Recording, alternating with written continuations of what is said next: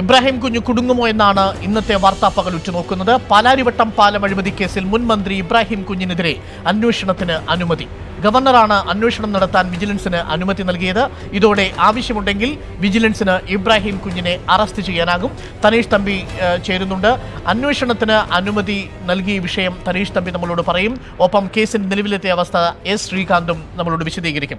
ആദ്യം തനീഷ് തമ്പിയിലേക്ക്. തനീഷ് തമ്പി, വേണ്ടി വന്നാൽ ഇബ്രാഹിം കുഞ്ഞിനെ അറസ്റ്റ് ചെയ്യാനടക്കം ഇപ്പോൾ അനുമതി വിജിലൻസിന് നൽകുന്നതാണ് തത്വത്തിൽ ഗവർണർ ഇന്ന് ഒപ്പിട്ടിരിക്കുന്ന ഫയൽ, ശരിയല്ലേ? തീർച്ചയായും കഴിഞ്ഞ 3 മാസമായി ഗവർണറുടെ പരിഗണനയിലുണ്ടായിരുന്ന ഫയലാണ് ഗവർണർ ഒപ്പിട്ടിരിക്കുന്നത്. പ്രോസിക്യൂഷൻ അനുമതി വേണമെന്ന ആവശ്യം സർക്കാർ നേരത്തെ തന്നെ മുന്നോട്ട് വെച്ചിരുന്നു. വിജിലൻസ് ഈ ആവശ്യം സർക്കാരിനെ അറിയിക്കുകയും സർക്കാർ ഈ കാര്യം ഗവർണറെ അറിയിക്കുകയുമായിരുന്നു. എന്നാൽ കഴിഞ്ഞ 3 മാസമായിട്ടും ഇക്കാര്യത്തിൽ തീരുമാനമില്ലാതെ നീണ്ടുപോകുന്ന ഒരു സാഹചര്യത്തിലാണ് ഹൈക്കോടതി അടക്കം ഇക്കാര്യത്തിൽ ഇടപെടുകയും എന്തുകൊണ്ടാണ് ഇത്തരത്തിൽ ഇബ്രാഹിം കുഞ്ഞിനെതിരായ നടപടികൾ മുന്നോട്ട് പോകാത്തതെന്ന ചോദ്യം ഉയർത്തുകയും ചെയ്ത ഒരു പശ്ചാത്തലത്തിലാണ് ഇപ്പോൾ വളരെ പെട്ടെന്ന് ഇത്തരത്തിലുള്ള ഒരു പ്രോസിക്യൂഷൻ അനുമതിയിലേക്ക് കാര്യങ്ങൾ എത്തിയിരിക്കുന്നത്. സ്വാഭാവികമായും ഇനി ഇബ്രാഹിം കുഞ്ഞിനെ പ്രോസിക്യൂട്ട് ചെയ്യുമ്പോൾ ഈ കേസുമായി ബന്ധപ്പെട്ട് തുടർ നടപടികളിലേക്ക് വിജിലൻസിന് കടക്കാവുന്നതാണ്. അദ്ദേഹത്തെ ചോദ്യം ചെയ്യാം.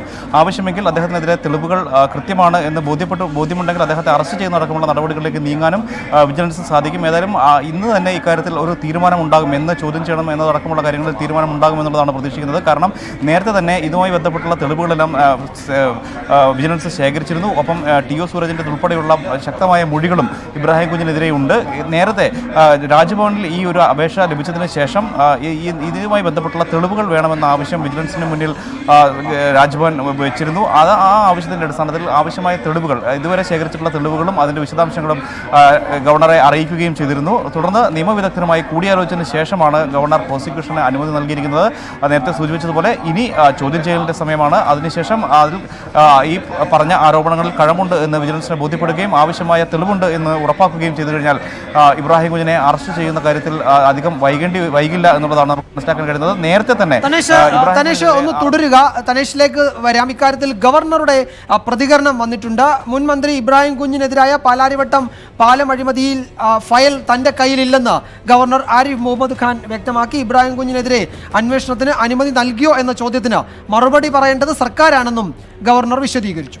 തനേഷ്, നമുക്ക് ആ പ്രതികരണം കേൾക്കാം. ആ പ്രതികരണം കേട്ടിട്ട് വരുമ്പോൾ അറിയേണ്ടത് വിജയകുമാർ, തന്റെ കയ്യിൽ ഫയലില്ല എന്നാണ് ഗവർണർ പറയുന്നത്. പക്ഷെ അതിന്റെ അർത്ഥം താൻ ഒപ്പിട്ടിട്ടില്ല എന്നുമല്ല. അല്ല, അത് ഒരുപക്ഷെ സർക്കാർ മറുപടി പറയട്ടെ എന്നതായിരിക്കും ഗവർണർ ഉദ്ദേശിക്കുന്നത്. നമുക്ക് ആ പ്രതികരണം കേൾക്കാം. This is not for me to speak. This is for the government to speak. I have just told you one thing. File is no more in the office of the governor. So you have already signed? I won't say more than that. Anything more than that, I won't say. I have told you that the file is not in governor's office. It is with the government. Now it is for the government to give you details, not for the governor. Thanesh, ഗവർണറുടെ വാക്കുകളിൽ നിന്ന് നമുക്ക് മനസ്സിലാക്കേണ്ടത് എന്താണ്? File തന്റെ കയ്യിലില്ല എന്ന് governor പറയുന്നു, സർക്കാരിന്റെ കയ്യിലാണ്. താൻ അനുമതി നൽകിയോ എന്ന വിഷയം ഗവർണറോട് ചോദിക്കൂ, പറയാം. ഇങ്ങനെയല്ലേ ഗവർണർ പറഞ്ഞത്? തീർച്ചയായും അദ്ദേഹത്തിൻ്റെ ഓഫീസിൽ ആ ഫയലില്ല. ആ ഫയൽ മടക്കിയിരിക്കുന്നത് മുഖ്യമന്ത്രിയുടെ ഓഫീസിലാണ് എന്നുള്ളത് തന്നെയാണ് അദ്ദേഹം സൂചിപ്പിക്കുന്നതെന്ന് വേണം നമുക്ക് അനുമാനിക്കാൻ. ഏതായാലും അദ്ദേഹത്തിൻ്റെ കടമ ആ കാര്യത്തിൽ നിർവഹിച്ചു കഴിഞ്ഞിരിക്കുന്നു. അദ്ദേഹം ആ ഫയലിൽ ഒപ്പിട്ടതിന് ശേഷം ആ ഫയൽ മുഖ്യമന്ത്രിയുടെ ഓഫീസിലേക്ക് എത്തിക്കഴിഞ്ഞിരിക്കുന്നു. മുഖ്യമന്ത്രിയുടെ ഓഫീസിൽ നിന്ന് തന്നെയാണ് ഈ പ്രോസിക്യൂഷൻ അനുമതിയുമായി ബന്ധപ്പെട്ടുള്ള വിവരങ്ങൾ വരുന്നതും. ഏതായാലും ഫയൽ രാജ്ഭവനിലില്ല എന്നുള്ളത് തന്നെയാണ് ഗവർണർ പറയുന്നത്. ആ ഫയൽ തീർപ്പാക്കിയിരിക്കുന്നു എന്ന് അദ്ദേഹം ഉദ്ദേശിക്കുന്നതെന്ന് വേണം നമുക്ക് അനുമാനിക്കാൻ. ഏതായാലും ഈ വിഷയവുമായി ബന്ധപ്പെട്ട് ഞാൻ നേരത്തെ സൂചിപ്പിച്ചതിന് തുടർച്ചയായി നേരത്തെ തന്നെ സ്പീക്കർ ഈ കാര്യവുമായി ബന്ധപ്പെട്ട് സ്പീക്കറുടെ അനുമതി ഇക്കാര്യത്തിൽ ആവശ്യമാണ്. ചോദ്യം ചെയ്യാനാണെങ്കിലും അറസ്റ്റ് ചെയ്യാനാണെങ്കിലും സ്വാഭാവികമായും നേരത്തെ തന്നെ ഇത്തരത്തിൽ ഇദ്ദേഹത്തിനെതിരെ അറസ്റ്റ് ഉണ്ടാകുമെന്നുള്ള വാർത്ത പ്രചരിച്ച ഘട്ടത്തിൽ സ്പീക്കർ ഇതുമായി ബന്ധപ്പെട്ട് പ്രതികരണം നടത്തിയിരുന്നു. ആ പ്രതികരണത്തിൽ ആവശ്യമെങ്കിൽ പ്രോസിക്യൂഷൻ അനുമതി ഗവർണർ നൽകുകയാണെങ്കിൽ തുടർ നടപടികൾ സ്വീകരിക്കാൻ ഉള്ള അനുമതി നൽകും എന്നുള്ള സൂചന അദ്ദേഹം നൽകുകയും ചെയ്തിരുന്നു. ആ സാഹചര്യത്തിൽ ഇനി മറ്റു തടസ്സങ്ങൾ ഒന്നും തന്നെയില്ല. ഏറ്റവും പെട്ടെന്ന് ഇബ്രാഹിം കുഞ്ഞിനെ ചോദ്യം ചെയ്യുക എന്നുള്ളത് തന്നെയാണ് വിജിലൻസിന് മുന്നിലുള്ള പ്രാഥമിക. ശരി തനേഷ്, ശ്രീകാന്ത് കൂടി നമുക്കൊപ്പം ചേരുന്നു. ശ്രീകാന്ത് ആണല്ലോ ഇതിൽ ചന്ദ്രിക ദിനപത്രത്തിലേക്ക് ഈ അഴിമതി ആരോപണം വന്നതടക്കമുള്ള വിഷയങ്ങൾ നമ്മൾ ബ്രേക്ക് ചെയ്യുന്നതിൽ ഉണ്ടായിരുന്നത്. ശ്രീകാന്ത്, ഇത് നിലവിൽ ഇബ്രാഹിം കുഞ്ഞിന് ഒരു വലിയ തിരിച്ചടി എന്ന രീതിയിൽ തന്നെയാണോ അതിനെ വ്യാഖ്യാനിക്കേണ്ടത്? തീർച്ചയായും ഈ വിഷയത്തിൽ 2 കേസുകളാണ് രജിസ്റ്റർ ചെയ്തിട്ടുള്ളത്. ഒന്ന് പാലാരിവട്ടം കേസിന്റെ അഴിമതി, 2 പാലാരിവട്ടം പാലം അഴിമതിയുടെ പണം എവിടേക്ക് പോയി എന്നുള്ള കാര്യം. ഈ 2 കേസുകളാണ് നിലവിലുള്ളത്. ഒരു കേസ് വിജിലൻസും ഒരു കേസ് എൻഫോഴ്സ്മെന്റും അന്വേഷിക്കുന്നു. ഈ 2 കേസുകളും നിലവിൽ ഹൈക്കോടതിയുടെ പരിഗണനയിലുമാണ്. ഈ കേസുകൾ ഹൈക്കോടതി ഓരോ തവണ എടുക്കുമ്പോഴും എൻഫോഴ്സ്മെന്റും വിജിലൻസും അവിടെ അറിയിച്ചിരുന്ന കാര്യം ഇത് ഗവർണറുടെ പരിഗണനയിലാണ്, ഇതുവരെ അനുമതി കിട്ടിയിട്ടില്ല എന്നുള്ള കാര്യമാണ്. 3 തവണയിലേറെ കോടതിക്ക് മുമ്പാകെ ഇങ്ങനെ മുട്ടാപ്പോക്ക് പറയുകയാണ് ഈ 2 ഏജൻസികളും ചെയ്തത്. ഒടുവിൽ ഹൈക്കോടതിക്ക് തന്നെ ചോദിക്കേണ്ടി വന്നു എന്ന് ഇനി ഇതിലൊരു തീരുമാനമുണ്ടാകും, അടിയന്തരമായ വിവരം നൽകണമെന്ന്. ആ ഒരു ചോദ്യത്തിന് തീരുമാനമായിരിക്കുന്നു. ഇബ്രാഹിം കുഞ്ഞിനെ ഈ 2 കേസുകളിലും ഇനി ഈ 2 ഏജൻസികൾക്കും കസ്റ്റഡിയിലെടുക്കാം, ചോദ്യം ചെയ്യാം, തെളിവുകളുണ്ടെങ്കിൽ അറസ്റ്റും ചെയ്യാം. ഈ ഒരു സ്ഥിതിയിലേക്ക് കാര്യങ്ങൾ എത്തിയിരിക്കുന്നു. പാലാരിവട്ടം പാലം അഴിമതി കേസിന്റെ കാര്യം പറയുകയാണെങ്കിൽ 8,25,00,000 രൂപ പാലാരിവട്ടം പാലം കരാറെടുത്ത RDS കമ്പനിക്ക് ചട്ടം ലംഘിച്ച് മുൻകൂറായി നൽകി എന്നുള്ളതാണ് ഇബ്രാഹിം കുഞ്ഞിനെതിരായ ആരോപണം, പ്രധാന ആരോപണം. ഇതിന് തെളിവായി വിജിലൻസ് ചൂണ്ടിക്കാണിക്കുന്നത് RBDCKയുടെ ഓഫീസിൽ നിന്നും പിടിച്ചെടുത്ത ചില രേഖകളും TO സൂരജിന്റെയും RDS കമ്പനിയുടെയും നാഗേഷ് കൺസൾട്ടൻസിയുടെയും അടക്കമുള്ള ആളുകളുടെയും മൊഴികളുമാണ്. ഈ മൊഴികളും ഈ രേഖകളും ഹൈക്കോടതി മുമ്പാകെ സത്യവാങ്മൂലമായി വിജിലൻസ് സമർപ്പിക്കുകയും ചെയ്തതാണ്. ഇനി ചന്ദ്രിക ദിനപത്രത്തിലെ ആ 10 കോടി രൂപയുടെ കണക്കാണെങ്കിൽ അത് ഗിരീഷ് എന്ന കളമശ്ശേരിക്കാരൻ നൽകിയ പരാതിയാണ്. അത് ഹൈക്കോടതിക്ക് മുമ്പാകെയാണ് പരാതി നൽകിയത്. ഗിരീഷിൽ നിന്നും ശ്രീകാന്ത് തുടങ്ങണം. ഇപ്പോൾ KP മജീദ് തത്സമയം പ്രതികരിക്കുന്നുണ്ട് ഈ വിഷയത്തിൽ. KP മജീദിലേക്ക് തീരുമാനം, അതായത് അതിന് അപ്പീൽ കൊടുത്തു കഴിഞ്ഞ ഗവൺമെന്റ് ഈ പാലാരിവട്ടം പാലം അഴിമതി സംബന്ധിച്ച് ഇബ്രാഹിം കുഞ്ഞിനെ അന്വേഷണ പരിധിയിൽ ചോദ്യം ചെയ്യുന്നതിനാണ് അനുമോദം കൊടുത്തിരുന്നത് ഗവർണർ. ഇതാരംഭിച്ച ഘട്ടത്തിൽ തന്നെ മുസ്ലിം ലീഗ് പാർട്ടി നിലപാട് വ്യക്തമാക്കിയിട്ടുണ്ട്. നിഷ്പക്ഷമായ ഏതൊരു അന്വേഷണത്തെയും ഞങ്ങൾ സ്വാഗതം ചെയ്യുന്നു.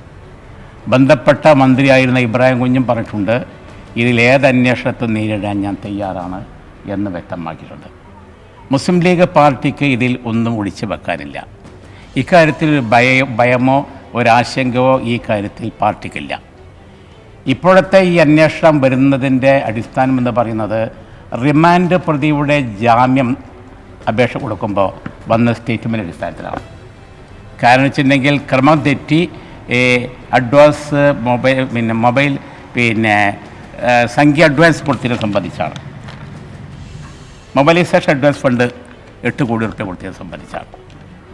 ഈ മൊബൈലൈസേഷൻ ഫണ്ട് അഡ്വാൻസ് കൊടുക്കുക എന്നുള്ളത് ഇതിന് മുമ്പുള്ള സംഭവമാണ്. ഇത് ഈ കേസിൽ മാത്രമല്ല, എല്ലാ കേസും കൊടുത്തിട്ടുണ്ട്.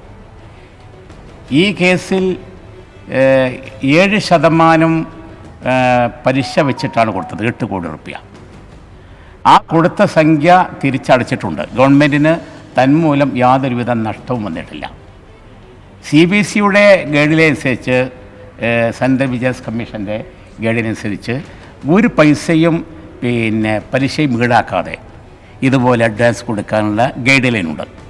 പക്ഷേ ഇവിടെ 7% അഡ്വാൻസ് പലിശ വെച്ചിട്ടാണ് കൊടുത്തിട്ടുള്ളത്. അത് തിരിച്ചടച്ചുകൊണ്ട് ഒരു കേസിലെ ഒരു റിമാൻഡ് പ്രതിയുടെ മൊഴി അനുസരിച്ച് ആണ് ഈ കേസ് വരുന്നത്. പാലം അഴിമതി വന്നിട്ടുള്ള ടെക്നിക്കലായിട്ടുള്ള തകരാറുകൾക്ക് ഒരു മന്ത്രി ഉത്തരം പറയണം എന്ന് പറഞ്ഞാൽ അത് വളരെ പ്രയാസകരമായൊരു സ്ഥിതിയാണ്. അങ്ങനെ ഒരു മന്ത്രിക്കും അത് നോക്കാൻ കഴിയുന്ന ഒരു കാര്യമല്ല. അതുകൊണ്ട് ഇക്കാര്യത്തിൽ വരുന്ന എല്ലാ അന്വേഷണത്തെയും അതിനെ പാർട്ടി സ്വാഗതം ചെയ്യുന്നുണ്ട്. ഇതോടൊപ്പം തന്നെ കോടതി വന്നൊരു കേസ് ചന്ദ്രികയുടെ 10 കോടി രൂപ ഇബ്രാഹിം കുഞ്ഞിൻ്റെ ഈ അഴിമതികളുമായി ബന്ധപ്പെട്ടതാണ് എന്ന വാദമാണ്. അത് ദുരുദ്ദേശപൂർവ്വം അടിസ്ഥാനരഹിതമായിട്ടുള്ള ഒരു വാദഗതിയാണ്.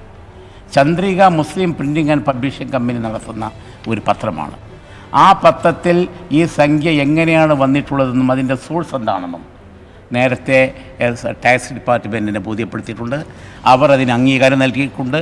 2016-17 അവരുടെ ഈ കമ്പനിയുടെ ബാലൻസ് ഷീറ്റിൽ 2016-17 ബാലൻസ് ഷീറ്റിൽ സംഖ്യ വന്നിട്ടുണ്ട്. അത് അതിൻ്റെ സോഴ്സ് അതിൽ പറഞ്ഞിട്ടുണ്ട്. ടാക്സ് ഡിപ്പാർട്ട്മെൻറ്റ് അംഗീകാരമുണ്ട്, അതിൻ്റെ ബാലൻസ് ഷീറ്റുണ്ട്. ഇതെല്ലാം ഒരു പുകമറ സൃഷ്ടിച്ച് ഇബ്രാഹിം കുഞ്ഞിനെ പ്രതിയാക്കാൻ വേണ്ടി നടത്തുന്ന ചില കളിയുടെ ഭാഗമാണ്. ഇതിലൊന്നും ഞങ്ങൾക്കൊരു ആശങ്കയില്ല. ഈ ഏതന്വേഷണത്തെയും പാർട്ടി നേരിടുകയും അതിനെ സ്വാഗതം ചെയ്യുകയും ചെയ്യാം.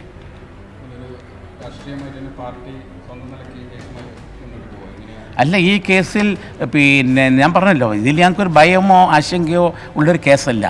ഇതെല്ലാം വളരെ ഫയലുള്ള കാര്യമാണ്, എല്ലാം ഫയലിലുണ്ട്, പരിശോധിച്ചാൽ മനസ്സിലാക്കാവുന്ന കാര്യമാണ്. അതുകൊണ്ട് ഈ അന്വേഷണം സുതാര്യമായി നടക്കട്ടെ എന്നുള്ളതാണ് ഞങ്ങൾ പ്രതീക്ഷിക്കുന്നത്. പാർട്ടി ഇബ്രാഹിമിനെ പാർട്ടി ഇക്കാര്യത്തിൽ പാർട്ടിക്ക് ഒരു ആശങ്കയില്ല.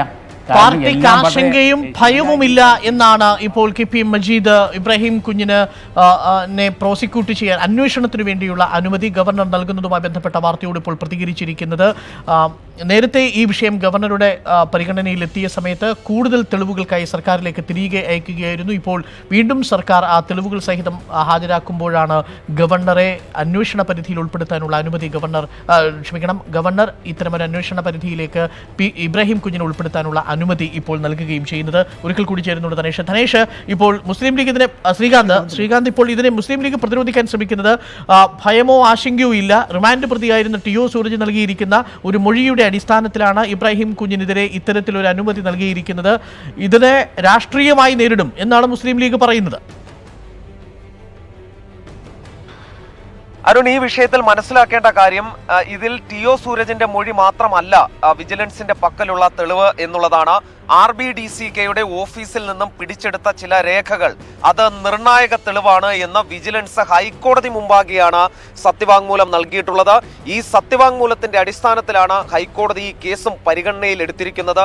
അതിന്റെ അടിസ്ഥാനത്തിലാണ് എന്തുകൊണ്ട് ഇബ്രാഹിം കുഞ്ഞിനെ ചോദ്യം ചെയ്യുന്നില്ല, അത് നീട്ടിക്കൊണ്ടുപോകുന്നു എന്നുള്ള ചോദ്യം പോലും കൃത്യമായി വിജിലൻസിനോട് ഹൈക്കോടതി ചോദിക്കുകയും ചെയ്തത്. അതിനാൽ തന്നെ TO സൂരജിന്റെ മൊഴിയുടെ അടിസ്ഥാനത്തിൽ മാത്രമാണ് അന്വേഷണം, അതിനെ കാര്യമായി ഗൗരവത്തിലെടുക്കുന്നില്ല, പ്രതിരോധിക്കുമെന്നുള്ള വാദം നിലനിൽക്കുന്നതല്ല. ഇനി രണ്ടാമതായി ഇൻകം ടാക്സ് ഡിപ്പാർട്ട്മെന്റ് ചന്ദ്രികയുടെ അക്കൗണ്ടിലേക്ക് വന്ന 10 കോടി രൂപ സംബന്ധിച്ച് ക്ലീൻ ചിറ്റ് നൽകിയിട്ടുണ്ട് എന്നൊരു വാദം നേരത്തെ തന്നെ ഹൈക്കോടതി മുമ്പാകെ ചന്ദ്രിക പത്രം ഉയർത്തിയതാണ്. പക്ഷേ അന്ന് എൻഫോഴ്സ്മെന്റ് ഡയറക്ടറേറ്റ് അതിനെ പ്രതിരോധിച്ചുകൊണ്ട് പറഞ്ഞത് ഇൻകം ടാക്സ് ആ സോഴ്സിനെ കുറിച്ച് മാത്രമേ പരിശോധിക്കുകയുള്ളൂ.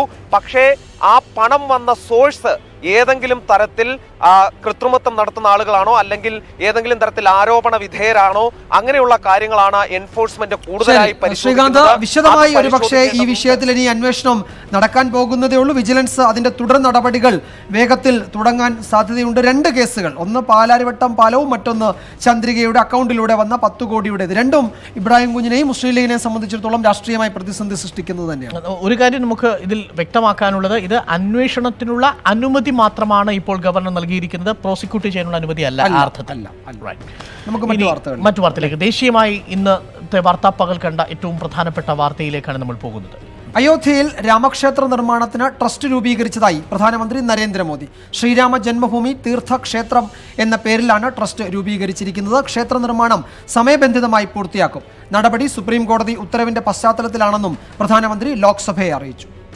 मेरी सरकार ने सुप्रीम कोर्ट के निर्देशानुसार श्री राम जन्मस्थली पर भगवान श्री राम के भव्य मंदिर के निर्माण के लिए और इससे संबंधित अन्य विषयों के लिए एक बृहद योजना तैयार की है. सुप्रीम कोर्ट के आदेशों के अनुसार एक स्वायत्त ट्रस्ट श्री राम जन्मभूमि तीर्थ क्षेत्र, ट्रस्ट का नाम होगा श्री राम जन्मभूमि तीर्थ क्षेत्र. श्री राम जन्मभूमि तीर्थ क्षेत्र का गठन करने का प्रस्ताव पारित किया गया है. രാധാകൃഷ്ണൻ ചേരുന്ന കൂടുതൽ വിവരങ്ങളുമായി. രാധാകൃഷ്ണൻ, ഈ തീർത്ഥ ട്രസ്റ്റിന് സമ്പൂർണ്ണ അധികാരമാണ് ക്ഷേത്ര നിർമ്മാണത്തിന് നൽകിയിരിക്കുന്നത്. ഇനി 24 മണിക്കൂർ മാത്രമാണ് നിയമസഭാ തെരഞ്ഞെടുപ്പ്, ഡൽഹി നിയമസഭാ തെരഞ്ഞെടുപ്പിനുള്ള പരസ്യ പ്രചരണം അവസാനിക്കാൻ ബാക്കി നിൽക്കുന്നതും. ഒരു വലിയ പ്രചരണം, ഇതുവരെ ഡൽഹി തെരഞ്ഞെടുപ്പ്, നിയമസഭാ തെരഞ്ഞെടുപ്പ് കണ്ടതിൽ വെച്ചുള്ള ഏറ്റവും വലിയ പ്രചരണമായി ഇന്നത്തെ ലോക്സഭയിലെ പ്രധാനമന്ത്രിയുടെ പ്രസ്താവന മാറിക്കഴിഞ്ഞോ? അരുൺ, തീർച്ചയായിട്ടും BJP ലക്ഷ്യമിടുന്നത് അങ്ങനെ തന്നെയാണ്. അവസാന ഘട്ടത്തിലേക്ക് എത്തുമ്പോൾ BJP ഹിന്ദു വോട്ടുകൾ ലക്ഷ്യമിടുകയാണ്. അതിന് അടിസ്ഥാനത്തിലാണ് ഈ അയോധ്യ കാർഡ് അവസാന സമയം ഇറക്കിയിരിക്കുന്നത്. ഇതിൻ്റെ ഏറ്റവും പ്രധാനപ്പെട്ട വശം ഡൽഹി കേന്ദ്രീകരിച്ചുകൊണ്ട് ഈ രാമക്ഷേത്ര നിർമ്മാണത്തിന് വേണ്ടിയിട്ട് നിരവധി ആയിട്ടുള്ള പ്രക്ഷോഭങ്ങൾ സംഘടിപ്പിക്കപ്പെട്ട സ്ഥലമാണ്. അതുകൊണ്ട് തന്നെ ഇതിൻ്റെ പേരിൽ വിവിധങ്ങളായിട്ടുള്ള സമിതികൾ ഇപ്പോഴും ഡൽഹി കേന്ദ്രീകരിച്ച് നിലനിൽക്കുന്നുണ്ട്. ഈ ട്രസ്റ്റ് രൂപീകരണവുമായി ബന്ധപ്പെട്ടിട്ടുള്ള ചില താമസം ഉണ്ടാകുന്ന ഒരു സാഹചര്യം സംബന്ധിച്ച് ചില വിമർശനങ്ങൾ കൂടി ഉയർന്നിരുന്നു. ഇത് ഈ ഹിന്ദു വോട്ടുകളെ ബാധിക്കും എന്ന ഒരു നിരീക്ഷണവും ഇടക്കാലത്ത് BJP-യിൽ ഉണ്ടായിരുന്നു. ഇതിനെയെല്ലാം അനുകൂലമായി മുതലെടുക്കാം എന്നാണ് BJP ഇപ്പോൾ കരുതുന്നത്. ഇപ്പോഴത്തെ സാഹചര്യം അനുസരിച്ച് BJP-ക്ക് ഡൽഹിയിൽ അത്ര വലിയ ഒരു ശുഭപ്രതീക്ഷ ഇല്ല എന്നതാണ് വസ്തുത. അവർക്കൊരു 10% വോട്ടുകൾ അധികമായി ലഭിച്ചാൽ മാത്രമേ താമര ഡൽഹിയിൽ വിരിയൂ എന്നാണ് BJP ഇപ്പോഴും കരുതുന്നത്. അതുകൊണ്ട് തന്നെ ഈ 10% വോട്ടുകൾ നേടാൻ ആവശ്യമായ അവസാന ഘട്ടത്തിലെ ഒരു തുറുപ്പ് ചീട്ട്, അതാണ് ഇന്നത്തെ ഒരു പ്രസ്താവന വഴി പ്രധാനമന്ത്രി ലക്ഷ്യമിട്ടിരിക്കുന്നത്, BJP ലക്ഷ്യമിട്ടിരിക്കുന്നത്. ഇതിനനുബന്ധമായിട്ടുള്ള പ്രസ്താവനകളുമായി ഇതിനകം തന്നെ അമിത്ഷാ അടക്കമുള്ള പ്രധാനപ്പെട്ട നേതാക്കളും രംഗത്തെത്തിയിട്ടുണ്ട്. ഇപ്പോൾ ഡൽഹിയിലെ വിവിധ മണ്ഡലങ്ങൾ കേന്ദ്രീകരിച്ച് നമുക്കറിയാൻ സാധിക്കുന്നതും സമാനമായിട്ടുള്ള സാഹചര്യമാണ്. വലിയ രീതിയിലുള്ള പ്രചരണം, ഈ രാമക്ഷേത്ര നിർമ്മാണവുമായി ബന്ധപ്പെട്ടിട്ടുള്ള പ്രചരണം ആരംഭിച്ചിട്ടുണ്ട് എന്നുള്ളത് തന്നെയാണ്. നേരത്തെ ആരും സൂചിപ്പിച്ചതുപോലെ തന്നെ ഏതാണ്ട് മണിക്കൂറുകൾ മാത്രം ബാക്കിയുള്ളപ്പോൾ അവസാന ഘട്ടത്തിൽ ഒരു ശ്രമം, ആ ശ്രമമാണ് BJP ഇന്ന് പ്രധാനമന്ത്രി നരേന്ദ്രമോദിയുടെ ലോക്സഭയിലെ പ്രസ്താവനയിലൂടെ ലക്ഷ്യമിട്ടിരിക്കുന്നത്. അരുൺ രാധാകൃഷ്ണനാണ് വിവരങ്ങൾ നൽകിയത്. വിജയകുമാർ, സാധാരണ രീതിയിൽ ക്യാബിനറ്റ് തീരുമാനങ്ങൾ ഇത്തരത്തിൽ ലോക്സഭയിൽ അവതരിപ്പിക്കാറില്ല. അതെ, ഇത് ഒരു പ്രത്യേക ഒരു സവിശേഷ സാഹചര്യം എന്ന നിലയിൽ കൂടിയാണ് പ്രധാനമന്ത്രി തന്നെ ഈ ഒരു പ്രസ്താവന ലോക്സഭയിൽ നടത്തുന്നതും ലോക്സഭ ശ്രീറാം വിളികളോടുകൂടി അത് സ്വാഗതം ചെയ്തു അല്ലേ. എനിക്ക് തോന്നുന്നത് ഈ പറഞ്ഞ ഒരു ദേശീയ ശ്രദ്ധയിലേക്ക് കൊണ്ടുവരിക എന്നതും ഡൽഹി കേന്ദ്രീകരിച്ച് ഇപ്പോൾ നടക്കുന്ന ക്യാമ്പയിനുകളെ മുഴുവൻ ഇതിലേക്ക് കൊണ്ടുവരിക എന്നതുമായിരിക്കാം പ്രധാനമന്ത്രിയും BJP-യും ലക്ഷ്യമിടുന്നത്. ഡൽഹി നിയമസഭാ തെരഞ്ഞെടുപ്പിന്റെ പരസ്യ പ്രചാരണം നാളെ അവസാനിക്കാനിരിക്കുകയാണ്. BJP-ക്കെതിരെ കൂടുതൽ ആരോപണങ്ങളുമായി അരവിന്ദ് കെജ്രിവാൾ രംഗത്തെത്തി. ഷഹീൻ ബാഗിൽ വെടിവെച്ചയാൾക്ക് ആം ആദ്മി പാർട്ടിയുമായി ബന്ധമില്ലെന്ന് അരവിന്ദ് കെജ്രിവാൾ പറഞ്ഞു. BJP-യുടെ തരംതാണ രാഷ്ട്രീയ തന്ത്രത്തിന്റെ ഭാഗമാണ് ആരോപണങ്ങൾ. ഡൽഹി പോലീസിനെ അമിത്ഷാ ദുരുപയോഗം ചെയ്യുകയാണെന്നും അരവിന്ദ് കെജ്രിവാൾ തുറന്നടിച്ചു. कल वो कुछ इन्होंने आरोप लगाया कि हम लोगों ने, हमारी औकात है इस तरह से शूटिंग कराने की, हम इस तरह के काम करते हैं. मेरा तो ये कहना है, और उनके पिताजी ने भी कह दिया, मुझे पता चला है कि जो भी शूटर है वो कपिल गुर्जर जो है, उसकी फैमिली ने कह दिया कि हमारा आम आदमी पार्टी से कोई लेना देना नहीं है.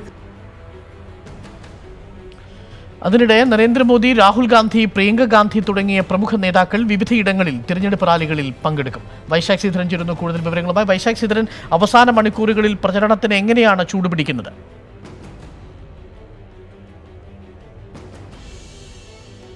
തീർച്ചയായിട്ടും അരുൺ, വലിയ രീതിയിലുള്ള പ്രചാരണമാണ് മൂന്ന് പാർട്ടികളും നടത്തുന്നത്. ഡൽഹിയിൽ പ്രത്യേകിച്ച് ഇപ്പോഴത്തെ ഡൽഹിയിലെ ഇലക്ഷൻ എന്ന് പറയുന്നത് ദേശീയ ശ്രദ്ധ ആകർഷിച്ചിരിക്കുകയാണ്.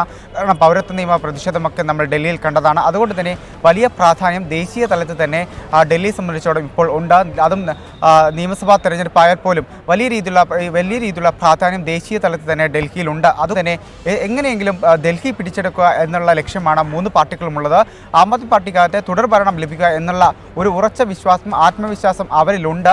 അതുകൊണ്ട് തന്നെ വലിയ രീതിയിലുള്ള പ്രചാരണങ്ങളിലേക്ക് അവരും കടന്നിരിക്കുകയാണ്. ഇന്ന് ഈ പ്രചാരണം അവസാനിക്കാൻ മണിക്കൂറുകൾ മാത്രമാണ് ബാക്കി. അതുകൊണ്ട് തന്നെ പരമാവധി റാലികൾ സംഘടിപ്പിച്ചുകൊണ്ട് പരമാവധി ജനങ്ങളിലേക്ക് തങ്ങളുടെ ആശയം എത്തിക്കുക എന്നുള്ള നിലപാടിൽ തന്നെയാണ് രാഷ്ട്രീയ പാർട്ടികളുള്ളത്. അതുകൊണ്ട് തന്നെ ഇന്ന് 10-ലധികം റാലികളാണ് വിവിധ പാർട്ടികൾ നടക്കുന്നത്. അമിത്ഷായും അതുപോലെ തന്നെ അരവിന്ദ് കെജ്രിവാളും കോൺഗ്രസിൽ നിന്ന് രാഹുൽ ഗാന്ധിയും അടക്കമുള്ളവർ വലിയ രീതിയിലുള്ള പ്രചാരണ പരിപാടികളുമായി ഇന്ന് ഡൽഹിയിലുണ്ട്. വൈകുന്നേരം അവരുടെ പ്രചാരണ പരിപാടികളും റാലികളും ഒക്കെ ഉണ്ട്.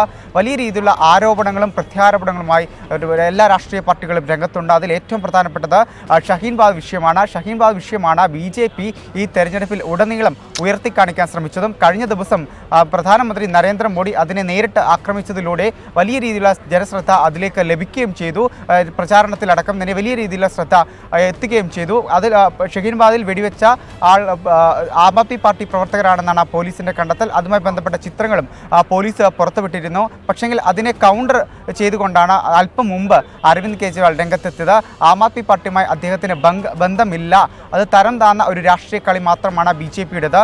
ആം ആദ്മി ഡൽഹി പോലീസിനെ നിയന്ത്രിക്കുന്നത് അമിത്ഷാ മാത്രമാണ്. അമിത്ഷായാണ് ഡൽഹി പോലീസിനെ നിയന്ത്രിക്കുന്നത്. അത് അമിത്ഷായുടെ രാഷ്ട്രീയ കളിയാണ് എന്നുള്ള ആരോപണം തന്നെയാണ് അദ്ദേഹം ഉയർത്തിയത്. അല്പം ഡൽഹിയിൽ തെരഞ്ഞെടുപ്പ് പ്രചാരണം അവസാനിക്കാൻ ഒരു ദിവസം മാത്രം ശേഷിക്കെ പ്രധാന നേതാക്കളെല്ലാം തലസ്ഥാനം കേന്ദ്രീകരിച്ച് വളരെ ശക്തമായ പ്രചാരണ പരിപാടികളിൽ ഇന്നും പങ്കെടുത്തുകൊണ്ടിരിക്കുകയാണ്. വിശദാംശങ്ങൾ വൈശാഖാണ് ഡൽഹിയിൽ നിന്ന് നൽകിയത്.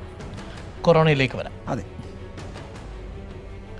കൊറോണയിൽ സംസ്ഥാനത്ത് അതീവ ജാഗ്രത തുടരുന്നു. രോഗം സ്ഥിരീകരിച്ച 3 പേരടക്കം 100 ആളുകളാണ് വിവിധ ആശുപത്രികളിൽ ചികിത്സയിലുള്ളത്.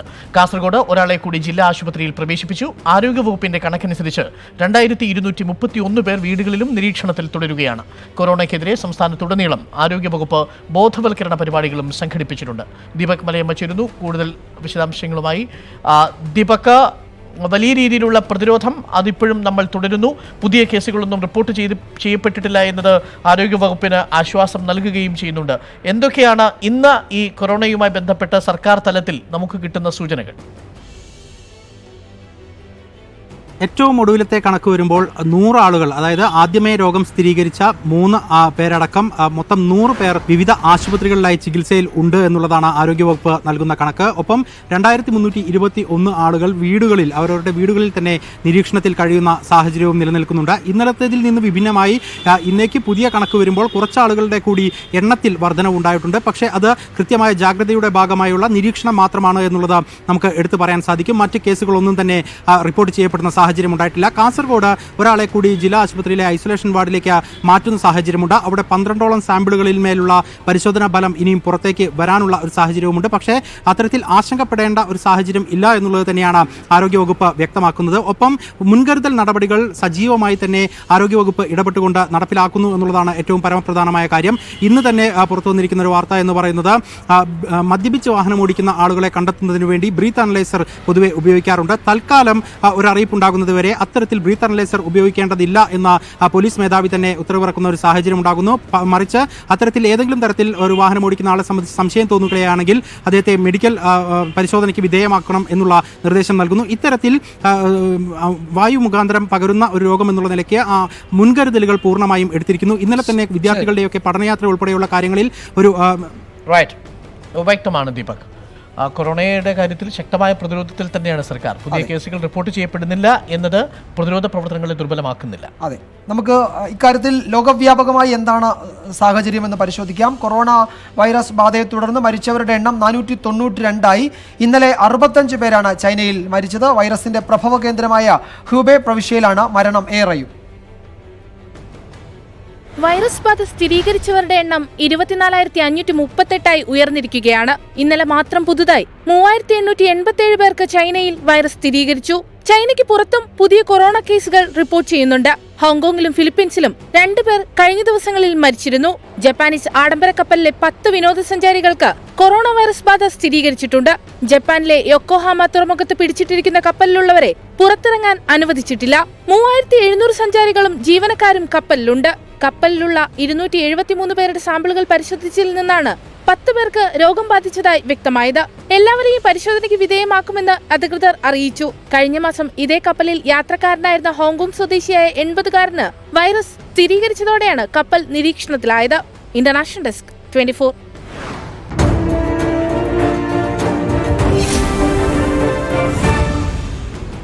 ന്യൂസ് ട്രാക്ക് 1710 തുടരുകയാണ്. വളരെ പ്രധാനപ്പെട്ട ഒരു വാർത്ത ഇപ്പോൾ വരുന്നു. ശബരിമല തിരുവാഭരണം സർക്കാരിന് ഏറ്റെടുത്തുകൂടെ എന്ന് സുപ്രീം കോടതി. ഏറ്റെടുക്കുന്നതിൽ എതിർപ്പില്ലെന്ന് സംസ്ഥാന സർക്കാർ. തിരുവാഭരണം സുരക്ഷിതമാണോ എന്ന് ജസ്റ്റിസ് NV രമണ ചോദിച്ചു. വെള്ളിയാഴ്ച ഇക്കാര്യത്തിൽ മറുപടി അറിയിക്കണമെന്നും കോടതി പറഞ്ഞു. പന്തളം കുടുംബത്തിൽ തർക്കം രൂക്ഷമാണെന്നും സംസ്ഥാന സർക്കാർ കോടതിയെ അറിയിച്ചു. തിരുവാഭരണം അയ്യപ്പനുള്ളതല്ലേ എന്നും പന്തളം രാജകുടുംബത്തിൽ സുരക്ഷിതമല്ലെങ്കിൽ ഉദ്യോഗസ്ഥരുടെ സംരക്ഷണയിൽ മാറ്റിക്കൂടെയെന്നും കോടതി ചോദിച്ചു. ദേവസ്വം ബോർഡിന്റെ ഹർജി പരിഗണിക്കവെയാണ് കോടതിയുടെ ഇടപെടൽ. MP പ്രദീപ് കുമാർ ചേരുന്നു കൂടുതൽ വിവരങ്ങളുമായി. MP പ്രദീപ് കുമാർ, വളരെ പ്രധാനപ്പെട്ട ഒരു നിരീക്ഷണമാണ് NV രമണ ഈ ഘട്ടത്തിൽ നടത്തിയിരിക്കുന്നത്. പ്രത്യേകിച്ച് നാളെ ശബരിമലയുമായി ബന്ധപ്പെട്ട ഹർജികൾ സുപ്രീം കോടതിയിൽ ഡിവിഷൻ ബെഞ്ച് പരിഗണിക്കണം, അഥവാ വിശാൽ ബെഞ്ച് പരിഗണിക്കണോ എന്നുള്ള നിയമപ്രശ്നം ചർച്ച ചെയ്യാനിരിക്കെയാണ് ഇപ്പോൾ ഇങ്ങനെയൊരു നിരീക്ഷണം വന്നിരിക്കുന്നത്. എന്താണ് ഈ നിരീക്ഷണത്തിന്റെ അടിസ്ഥാനം? അരുൺകുമാർ, പ്രധാനമായും ഇപ്പോൾ ജസ്റ്റിസ് NV രമണ അധ്യക്ഷനായ ബെഞ്ചാണ് ഇപ്പോൾ ഈ പന്തളം രാജകുടുംബാംഗമായ രേവതിനാഥ് രാമവർമ്മ രാജയുടെ പരാതി അത് പരിഗണിച്ചത്. കാരണം ഈ പ്രധാനമായും ഈ മാധ്യമങ്ങൾ കേൾക്കുന്നതിനിടയ്ക്ക്, അതായത് പന്തളം രാജകുടുംബാംഗങ്ങൾ തമ്മിൽ ഉള്ള ഒരു തർക്കമുണ്ട് ഈ തിരുവാഭരണവുമായി ബന്ധപ്പെട്ട്. മാത്രമല്ല ഇത് സംബന്ധിച്ച് ഈ തിരുവാഭരണം ഇപ്പോൾ സുരക്ഷിതമാണോ എന്ന കാര്യത്തിലും ഒരു തർക്കമുണ്ടായി കോടതിക്കുള്ളിൽ. ആ ഒരു സമയത്താണ് കോടതി ജസ്റ്റിസ് എൻ വി രമണ തന്നെ നേരിട്ട് ചോദിച്ചത്, ഈ തിരുവാഭരണം അത് സുരക്ഷിതമാണോ, തിരുവാഭരണം സർക്കാരിന് എന്തുകൊണ്ട് ഏറ്റെടുത്തുകൂടാ, സർക്കാരിന് ഏറ്റെടുത്തുകൂടെ എന്ന് അവിടെ ഉണ്ടായിരുന്ന സർക്കാർ അഭിഭാഷകൻ, സർക്കാരിന് വേണ്ടി ഹാജരായ മുതിർന്ന അഭിഭാഷകൻ ജയദീപ് ഗുപ്തയോട് കോടതി ആരായുകയും ചെയ്തു. ഏറ്റെടുക്കുന്നതിൽ എതിർപ്പില്ല എന്ന് വാക്കാനുള്ള ഒരു മറുപടിയാണ് സംസ്ഥാന സർക്കാരിന് വേണ്ടി ഹാജരായ അഭിഭാഷകൻ അറിയിച്ചത്. എന്തായാലും ഇതിന് വളരെ കൃത്യമായ ഒരു മറുപടി അറിയിക്കാൻ, അതും വെള്ളിയാഴ്ച അറിയിക്കാനാണ് ഇപ്പോൾ കോടതി നിർദ്ദേശിച്ചിരിക്കുന്നത്. എന്തായാലും പന്തളം കുടുംബത്തിൽ തർക്കം രൂക്ഷമാണെന്നുള്ളൊരു കാര്യം സംസ്ഥാന സർക്കാർ തന്നെ കോടതി വ്യക്തമാക്കിയിട്ടുണ്ട്. മാത്രമല്ല ഈ പന്തളം രാജകുടുംബാംഗങ്ങൾ തന്നെ അവരുടെ അഭിഭാഷകർ തന്നെ ഈ ഒരു തർക്കമുള്ള കാര്യം വളരെ കൃത്യമായി തന്നെ കോടതിയെ ബോധിപ്പിക്കുകയുണ്ടായി. മാത്രമല്ല ഇപ്പോൾ ഈ തിരുവാഭരണം സൂക്ഷിച്ചിരിക്കുന്നത് ഈ ട്രസ്റ്റിന്റെ സെക്രട്ടറിയാണ്. ഈ സെക്രട്ടറിക്കെതിരെയും ചില ആരോപണങ്ങൾ ഉണ്ട് എന്ന മട്ടിൽ പന്തളം രാജകുടുംബാംഗങ്ങൾ പറഞ്ഞു. കാരണം എന്ത് തീരുമാനമെടുത്താലും, ട്രസ്റ്റിന്റെ ഭാഗത്ത് നിന്ന് എന്ത് തീരുമാനമെടുത്താലും അതെല്ലാം തന്നെ രാജകുടുംബാംഗങ്ങളെ അറിയിക്കേണ്ട ബാധ്യത പ്രസിഡന്റിനും സെക്രട്ടറിക്കുമുണ്ട്. എന്നാൽ അത് ഉണ്ടാകുന്നില്ല. അതുകൊണ്ട് തന്നെ തിരുവാഭരണം സംബന്ധിച്ച് തീരുമാനം കോടതി എടുക്കണമെന്നൊരു നിലപാടാണ് എടുത്തിരിക്കുന്നത്. എന്തായാലും കോടതി ഇപ്പോൾ ഇത് സുരക്ഷിതമാക്കുന്നതിന് വേണ്ടിയുള്ള നടപടിയുമായി മുന്നോട്ട് പോകാനാണ് ഇപ്പോൾ തത്വത്തിൽ ഒരു തീരുമാനമെടുത്തിരിക്കുന്നത്. ഇത് സംബന്ധിച്ച് സംസ്ഥാന സർക്കാരിന്റെ വളരെ കൃത്യമായ ഒരു അഭിപ്രായം, നിലപാട് വെള്ളിയാഴ്ച അറിയിക്കണമെന്നാണ് ഇപ്പോൾ ജസ്റ്റിസ് എൻ വി രമണ അധ്യക്ഷനായ ബെഞ്ച് ഉത്തരവ്. ഈ ഒരു കാര്യം കൂടി പ്രദീപ്, സർക്കാർ ഇപ്പോൾ ഇന്ന് വാക്കാൽ അറിയിച്ചിരിക്കുന്നത് തയ്യാറാണ് എന്ന് തന്നെയാണോ? അരുൺകുമാർ, അങ്ങനെ തന്നെയാണ്. ഏറ്റെടുക്കുന്നതിന് എതിർപ്പില്ല എന്നൊരു വാക്കാണ് ഇന്നിപ്പോൾ സംസ്ഥാന സർക്കാരിന് വേണ്ടി ഹാജരായ മുതിർന്ന. ശരി, വളരെ പ്രധാനപ്പെട്ട കാര്യമാണ് വിജയകുമാർ. ഇത് അങ്ങനെ സർക്കാർ ഏറ്റെടുക്കുകയാണെങ്കിൽ മറ്റൊരു പ്രശ്നം കൂടിയുണ്ട്. ഈ വിശാല ബെഞ്ചിന് വിട്ടേക്കുന്നതിൽ ഒരു വിഷയം എന്ന് പറയുന്നത് മതപരമായ കാര്യങ്ങളിൽ ആരായിരിക്കണം അന്തിമ തീരുമാനം. അതിലെ സർക്കാർ ഇടപെടൽ എത്രത്തോളം ആവാം എന്നതടക്കം വിശാല ബെഞ്ച് പരിഗണിക്കാൻ പോവുകയാണ്. അതിന് മുമ്പാണ് ഇങ്ങനൊരു തീരുമാനം വരുന്നത്. ഇതാ പരിഗണനാ വിഷയങ്ങളുടെ ഭാഗമാണോ എന്നതൊക്കെ തർക്കമാണ്. നാളെ ഇക്കാര്യത്തിൽ എന്താണ് സുപ്രീം കോടതിയിൽ നടക്കുക എന്ന് പരിശോധിക്കാം. ശബരിമല പുനഃപരിശോധന ഹർജികൾ വിശാല ബെഞ്ച് പരിഗണിക്കണമോ എന്ന് നാളെ അറിയാം. റിവ്യൂ ഹർജികൾ 9 അംഗ ബെഞ്ചിന് വിട്ടതിന്റെ സാധുതയിൽ നാളെയാണ് വാദം കേൾക്കുന്നത്. പുനഃപരിശോധന ഹർജികൾ അതത് ബെഞ്ചുകൾ പരിഗണിക്കുന്ന പതിവ് മാറ്റരുത് എന്നാണ് അഭിഭാഷകർ ആവശ്യപ്പെട്ടിരിക്കുന്നത്. ശബരിമല കേസിൽ പരിഗണനാ വിഷയങ്ങൾ തീരുമാനിക്കുന്നത് വൈകും. വിഷയങ്ങൾ വിശാല ബെഞ്ചിന് വിട്ടതിന്റെ സാധുതയാകും നാളെ മുതൽ 9 അംഗ ബെഞ്ച് ആദ്യം ചർച്ച ചെയ്യുക. ഇതിനുശേഷമേ പരിഗണനാ വിഷയങ്ങൾ തീരുമാനിക്കൂ. പരിശോധിക്കേണ്ട കാര്യങ്ങളുടെ പട്ടിക തയ്യാറാക്കാൻ കോടതി നിർദ്ദേശപ്രകാരം കഴിഞ്ഞ 17-ന് അഭിഭാഷകർ യോഗം ചേർന്നിരുന്നു. എന്നാൽ ആ യോഗത്തിലും അഭിപ്രായ ഐക്യം സാധ്യമായില്ല. ലഭിച്ച അഭിപ്രായങ്ങൾ ക്രോഡീകരിച്ച് മുതിർന്ന അഭിഭാഷകൻ വി ഗിരി കോടതിക്ക് കൈമാറിയിട്ടുണ്ട്. പരിശോധനാ വിഷയങ്ങളിൽ തീരുമാനമായാൽ അത് കോടതിയുടെ ഉത്തരവായി നൽകും. അതിനുശേഷമാകും വാദം. മൊത്തം 10 ദിവസത്തെ വാദം മാത്രമേ അനുവദിക്കുകയുള്ളൂ എന്ന് ചീഫ് ജസ്റ്റിസ് വ്യക്തമാക്കിയിരുന്നു. തുടർച്ചയായി വാദം കേൾക്കുമെന്നും കോടതി അറിയിച്ചിട്ടുണ്ട്. ആർ രാധാകൃഷ്ണൻ, 24, ഡൽഹി. സംസ്ഥാനത്ത് 1-ാം തീയതി ഡ്രൈ ഡേ പിൻവലിക്കുന്ന കാര്യം സർക്കാർ ആലോചിച്ചിട്ടില്ലെന്ന് എക്സൈസ് മന്ത്രി ടി പി രാമകൃഷ്ണൻ നിയമസഭയിൽ. ഈ സർക്കാരിന്റെ കാലത്ത് മദ്യ ഉപഭോഗം കുറഞ്ഞതായും മന്ത്രി സഭയിൽ പറഞ്ഞു. പുതുതായി 169 ബാർ ലൈസൻസുകൾ അനുവദിച്ചെന്നും മന്ത്രി അറിയിച്ചു. മഞ്ഞളാംകുഴി അലിയുടെ ചോദ്യത്തിന് രേഖാമൂലമാണ് എക്സൈസ് മന്ത്രിയുടെ മറുപടി. എല്ലാ മാസവും 1-ാം തീയതി ബാറുകളും സർക്കാർ അംഗീകൃത മദ്യവിൽപ്പനശാലകളും തുറന്നു പ്രവർത്തിക്കുന്നതിന് അനുമതി നൽകുന്ന കാര്യം പരിശോധിച്ചിട്ടില്ലെന്ന് മന്ത്രി സഭയെ അറിയിച്ചു. 1-ാം തീയതിയും മദ്യശാലകൾ തുറക്കാൻ CPM-ഉം സർക്കാരും ആലോചിക്കുന്നുവെന്നും മുന്നണിയുടെ അനുമതിയോടെ അടുത്ത മദ്യനയത്തിൽ പ്രഖ്യാപനമുണ്ടായേക്കുമെന്നുമായിരുന്നു വാർത്തകൾ. അതേസമയം ബാറുകൾ അടച്ചിട്ടപ്പോഴും കേരളത്തിൽ മദ്യ ഉപഭോഗം കുറഞ്ഞില്ലെന്ന് മന്ത്രി നിയമസഭയിൽ പറഞ്ഞു. UDF കാലത്തേക്കാൾ മദ്യ ഉപഭോഗം കുറഞ്ഞിട്ടുണ്ട്. ബാർ ഹോട്ടലുകൾക്ക് നിയന്ത്രണമുണ്ടായിരുന്ന 2015-2016 വർഷത്തിൽ 220.58 ലക്ഷം കേസ് മദ്യം വിറ്റപ്പോൾ നിയന്ത്രണം നീക്കിയ 2018-2019 216.34 ലക്ഷം കേസ് മദ്യമാണ് സംസ്ഥാനത്ത് വിറ്റതെന്നും KS ശബരിനാഥിന്റെ ചോദ്യത്തിന് മന്ത്രി മറുപടി നൽകി. ബാർ ഹോട്ടൽ ഇല്ലാതാക്കിയിട്ടുള്ള ഒരു സന്ദർഭത്തിൽ ഇവിടെ 220.58 ലക്ഷം കേസ് മദ്യം കേരളത്തിൽ വിതരണം ചെയ്തിട്ടുണ്ട്. 2018-19 216.34 ലക്ഷം കേസ് മദ്യമാണ് കേരളത്തിൽ വിതരണം ചെയ്തത്. പുതിയതായി 169 ബാർ ലൈസൻസുകൾ നൽകിയതായി മന്ത്രി സഭയെ അറിയിച്ചു. വിദ്യാലയങ്ങളുടെ പരിസരത്ത് ലഹരി വസ്തുക്കൾ വിൽപ്പന നടത്തിയതുമായി ബന്ധപ്പെട്ട് 2019 ജനുവരി മുതൽ 4709 കേസുകൾ രജിസ്റ്റർ ചെയ്തെന്ന ബി സത്യന്റെ ചോദ്യത്തിന് രേഖാമൂലം മറുപടി നൽകി. എല്ലാ താലൂക്കുകളിലും ഡി അഡിക്ഷൻ കേന്ദ്രങ്ങൾ തുറക്കുമെന്നും നിലവിലെ കേന്ദ്രങ്ങളിൽ ചികിത്സാ സൗകര്യവും കിടക്കകളുടെ എണ്ണവും കൂട്ടുമെന്നും മന്ത്രി സഭയെ അറിയിച്ചു. 24 തിരുവനന്തപുരം. തദ്ദേശ സ്വയംഭരണ സ്ഥാപനങ്ങളിലെ കുടിശ്ശികയുള്ള ബില്ലുകൾ മുഴുവൻ 10 ദിവസത്തിനുള്ളിൽ കൊടുത്തു തീർക്കുമെന്ന് ധനമന്ത്രി തോമസ് ഐസക്. നിയമസഭയിൽ പ്രതിപക്ഷത്തിന്റെ അടിയന്തര പ്രമേയ നോട്ടീസിന് മറുപടി പറയുകയായിരുന്നു മന്ത്രി. സർക്കാർ തദ്ദേശ സ്ഥാപനങ്ങളെ ഞെക്കിക്കൊല്ലുകയാണെന്ന് പ്രതിപക്ഷ നേതാവ് രമേശ് ചെന്നിത്തല ആരോപിച്ചു. ട്രഷറി നിയന്ത്രണം മൂലം തദ്ദേശ സ്ഥാപനങ്ങളുടെ പ്രവർത്തനം സ്തംഭനത്തിലാണെന്ന് ആരോപിച്ച് KC ജോസഫാണ് അടിയന്തര പ്രമേയത്തിന് നോട്ടീസ് നൽകിയത്. സംസ്ഥാനത്ത് ഗൗരവമായ സാമ്പത്തിക ഞെരുക്കമുണ്ടെന്ന് സമ്മതിച്ച ധനമന്ത്രി തദ്ദേശ സ്ഥാപനങ്ങളിലെ പദ്ധതി നിർവഹണത്തിൽ സ്തംഭനമില്ലെന്ന് വ്യക്തമാക്കി. ബില്ലുകൾ ഈ മാസം 10 മുൻപ് തീർപ്പാക്കും. ഡിസംബർ 31 വരെയുള്ള ജനുവരി 1 വരെയുള്ള എല്ലാം പേ ചെയ്യുന്നതിന് ക്യാഷായിട്ട് നേരിട്ട് ട്രഷറിയിൽ നിന്ന് കൊടുക്കുന്നതിന് ഉത്തരവ് കൊടുത്തിട്ടുണ്ട്. അത് ഡിസ്പേഴ്സ് ചെയ്തുകൊണ്ടിരിക്കുകയാണ്. 10-ാം തീയതിക്കുള്ളിൽ മുഴുവൻ കൊടുത്തു തീരും. എന്നാൽ ധനമന്ത്രി നിയമസഭയെ തെറ്റിദ്ധരിപ്പിക്കുകയാണെന്നും 1021 കോടി രൂപയുടെ ബില്ലുകൾ കെട്ടിക്കിടക്കുന്നുവെന്നും KC ജോസഫ് ആരോപിച്ചു. 3.5 വർഷമായി തദ്ദേശ സ്ഥാപനങ്ങളെ ഞെക്കിക്കൊല്ലുകയാണ് സർക്കാരെന്ന് പ്രതിപക്ഷ നേതാവും കുറ്റപ്പെടുത്തി. കേരളത്തിലെ തദ്ദേശ സ്വയംഭരണ സ്ഥാപനങ്ങളെ ഏറ്റവും കൂടുതൽ ദുർബലമാക്കിയ ഒരു ഗവൺമെന്റാണ് കഴിഞ്ഞ 3.5 വർഷക്കാലമായി നമുക്ക് കാണാൻ കഴിയുന്നത്. അടിയന്തര പ്രമേയത്തിന് അവതരണാനുമതി നിഷേധിച്ചതോടെ പ്രതിപക്ഷം സഭയിൽ നിന്ന് ഇറങ്ങിപ്പോയി. 24 തിരുവനന്തപുരം. എടവണ്ണ ഗ്രാമപഞ്ചായത്തിൽ ഭൂമി തരം മാറ്റിയതിൽ വ്യാപക ക്രമക്കേട്. അപേക്ഷ നൽകാത്തവരുടെ ഭൂമിയടക്കം തരം മാറ്റി നൽകിയതായാണ് രേഖകൾ. ആവശ്യപ്പെട്ടതിലും ഇരട്ടിയിലധികം ഭൂമിയും തരം മാറ്റി. ഏറനാട് MLA PK ബഷീറിനും ബന്ധുക്കൾക്കും ഭൂമി ലഭിച്ചു. ക്രമക്കേട് മറച്ചുവെക്കാൻ വിജ്ഞാപനമിറക്കിയതിൽ അപേക്ഷകന്റെ പേര് വ്യക്തമാകാതിരിക്കാനും ശ്രമം നടന്നു. കൃഷി officer, village officer, panchayat president തുടങ്ങി അംഗങ്ങളടങ്ങിയ പ്രാദേശിക നിരീക്ഷണ സമിതിയും ക്രമക്കേടിന് കൂട്ടുനിന്നു. അഷ്കർ അലിയാണ് ഈ വാർത്ത പുറത്തു കൊണ്ടുവന്നത്. അഷ്കർ അലി ചേരുന്നുണ്ട് കൂടുതൽ വിശദാംശങ്ങളുമായി. അഷ്കർ അലി, നമ്മൾ പുറത്തു കൊണ്ടുവന്ന വാർത്തയാണ്, ഇപ്പോൾ അത് ഫലം കാണുന്നു എന്നാണ് മനസ്സിലാകുന്നത്. എന്താണ് നമ്മൾ പുറത്തു കൊണ്ടുവന്ന ഈ വാർത്തയിൽ ഭൂമി തരം മാറ്റിയതിന്റെ പട്ടികയിൽ ജനപ്രതിനിധികളും ഉദ്യോഗസ്ഥരും ഉണ്ട് എന്ന് നമ്മൾ വെളിപ്പെടുത്തിയതിന്റെ പശ്ചാത്തലത്തിൽ ഇവരുടെ പ്രതികരണം?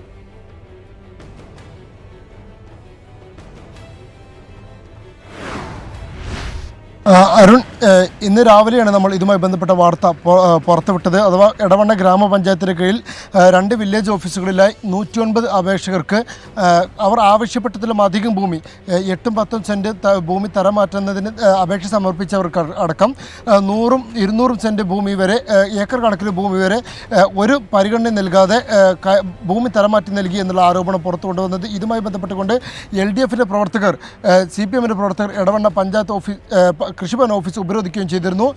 ഏതാനും നിമിഷങ്ങൾക്ക് മുമ്പാണ് പോലീസ് എത്തിയ സ്ഥലത്തെ അവർ അറസ്റ്റ് ചെയ്ത് നീക്കിയത്. പ്രധാനമായും തണ്ണീർത്തട സംരക്ഷണ നിയമപ്രകാരം ഡാറ്റാ ബാങ്കിൽ അറിയാതെ അബദ്ധത്തിൽപ്പെട്ടവരെ അതിൽ നിന്ന് മാറ്റിക്കൊടുക്കാൻ വേണ്ടി സർക്കാർ ഉത്തരവ് ഇറക്കിയിരുന്നു.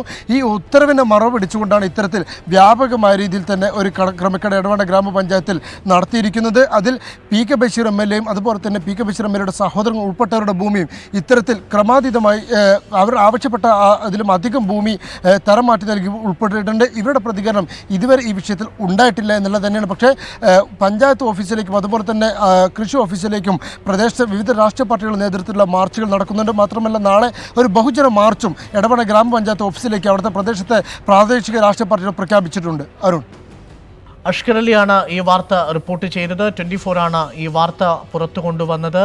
എടവണ്ണയിലാണ് ഈ സംഭവങ്ങൾ നടക്കുന്നത്.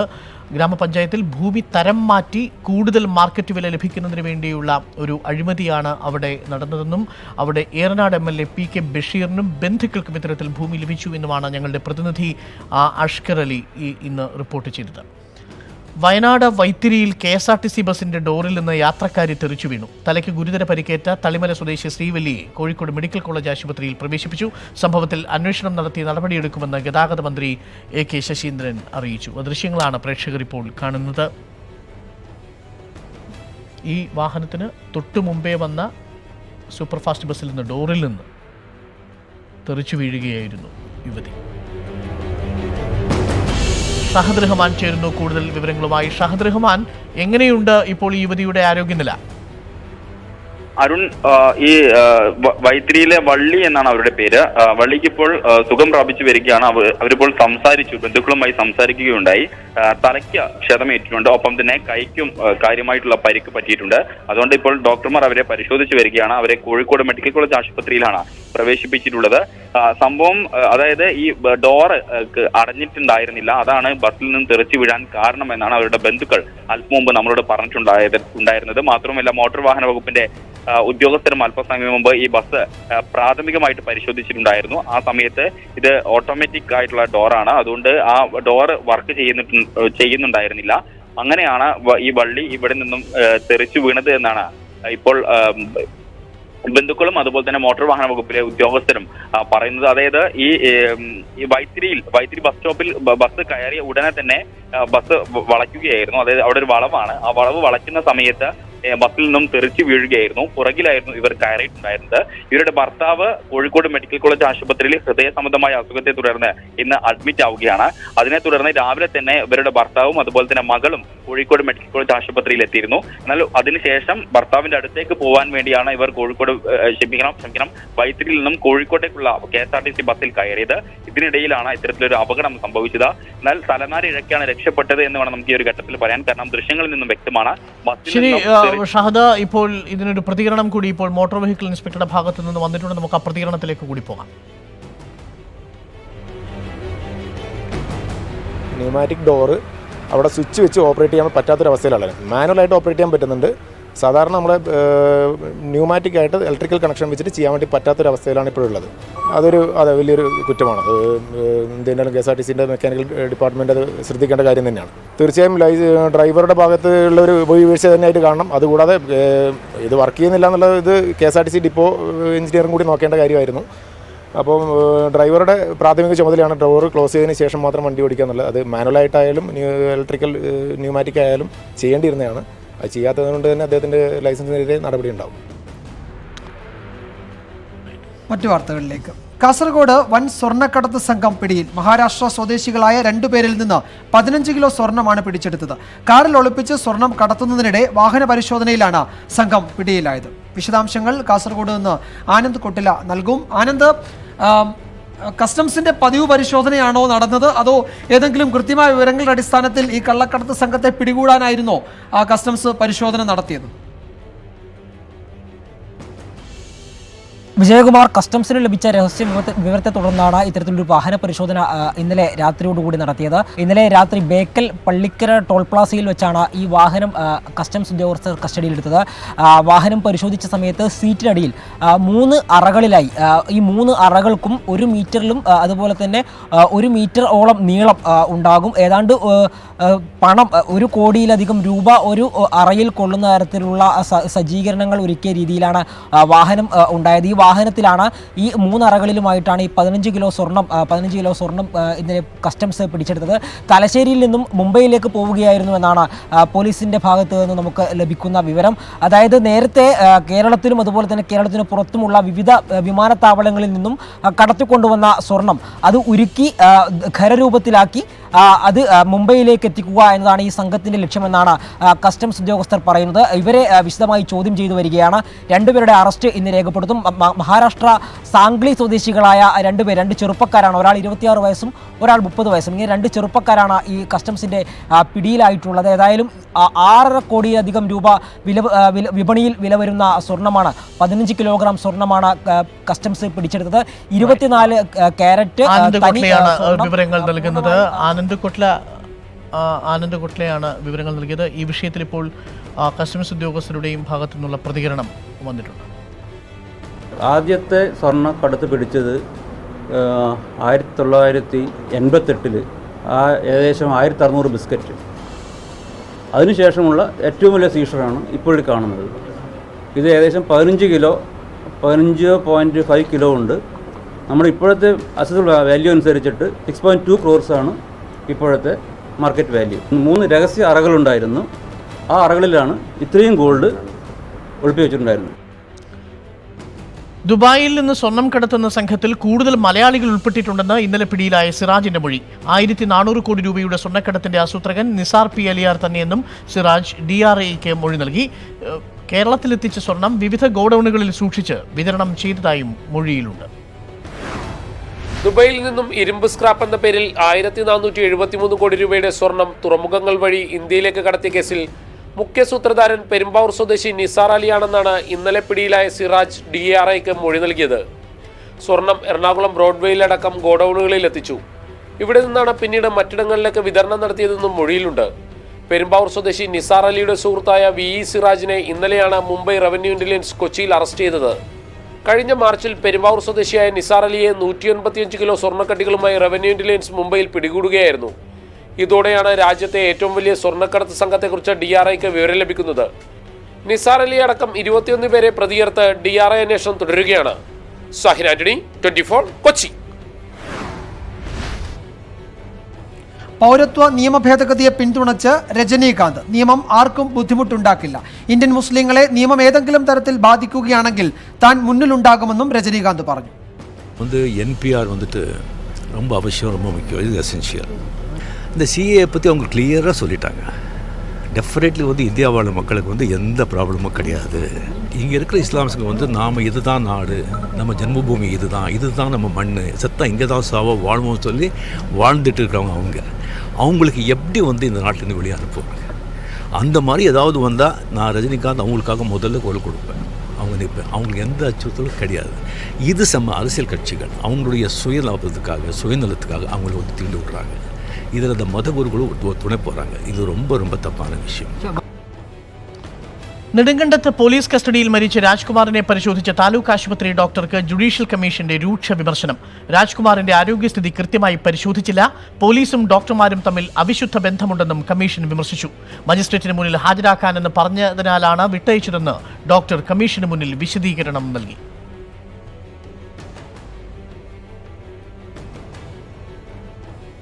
കൊച്ചി കപ്പൽശാലയിൽ യുദ്ധക്കപ്പലിലെ മോഷണവുമായി ബന്ധപ്പെട്ട കേസിന്റെ അന്വേഷണം ജീവനക്കാരിലേക്കും നീളുന്നു. മോഷണത്തിന് കപ്പൽശാല ജീവനക്കാരുടെ സഹായം ലഭിച്ചിരിക്കാമെന്ന നിഗമനത്തിലാണ് NIA.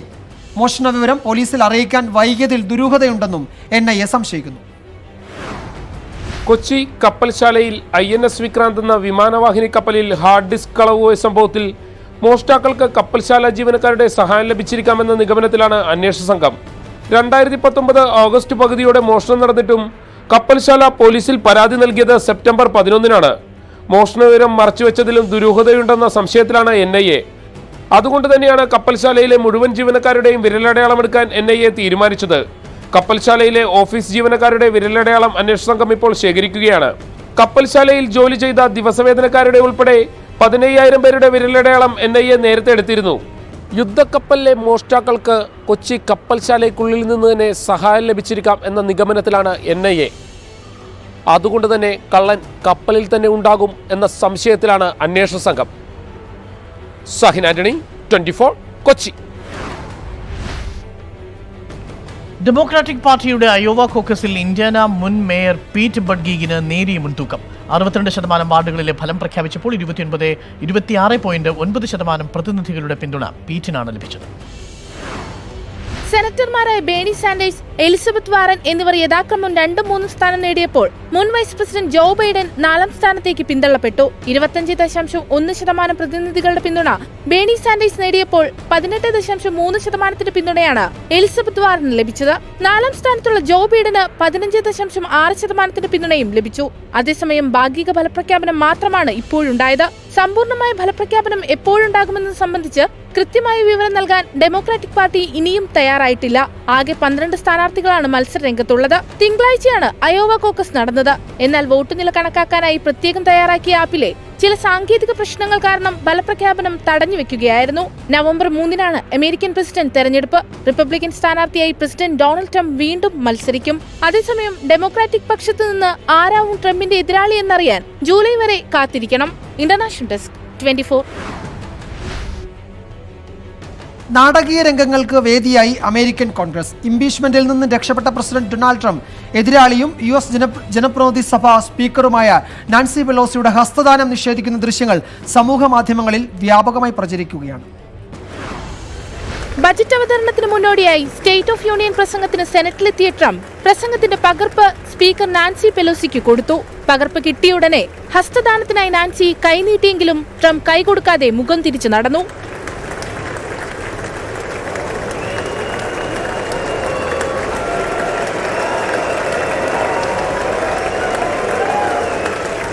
അതേ വേദിയിൽ വെച്ച് തന്നെ നാൻസി പെലോസി ട്രംപിന്റെ പ്രവൃത്തിക്ക് പകരം വീട്ടി. പ്രസിഡന്റിന്റെ പ്രസംഗത്തിനിടെ എഴുന്നേറ്റ് നിന്ന നാൻസി പെലോസി പ്രസംഗത്തിന്റെ പകർപ്പ് 2ആയി വലിച്ചു കീറി.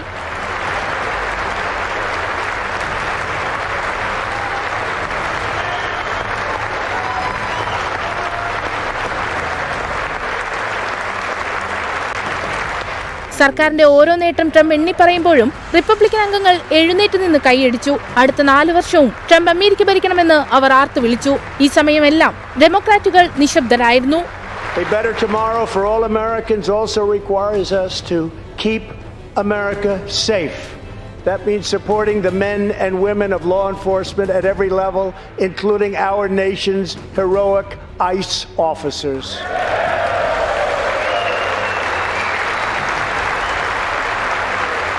International Desk, 24.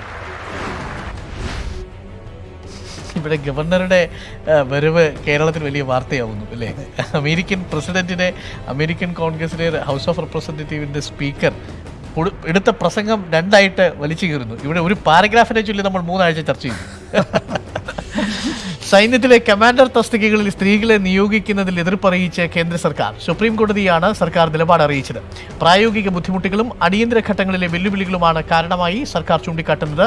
അതേസമയം കേന്ദ്ര സർക്കാർ നിലപാടിനെ ചോദ്യം ചെയ്ത BJP MP കൂടിയായ അഭിഭാഷക മീനാക്ഷി ലേഖി വനിതാ സൈനിക ഉദ്യോഗസ്ഥർക്ക് വേണ്ടി കോടതിയിൽ ഹാജരായി. സൈന്യത്തിലെ മറ്റെല്ലാ മേഖലകളിലും ലിംഗസമത്വമാകാമെങ്കിലും കമാൻഡിംഗ് തസ്തികകളിൽ അത് സാധ്യമല്ലെന്നാണ് കേന്ദ്ര സർക്കാർ സുപ്രീം കോടതിയെ അറിയിച്ചത്. സൈന്യത്തിന്റെ ഘടനാപരമായ പ്രത്യേകതകളിൽ കമാൻഡിംഗ് പോസ്റ്റുകളിൽ സ്ത്രീകളുടെ സാന്നിധ്യം ഗുണകരമാകില്ലെന്നാണ് നിലപാട്.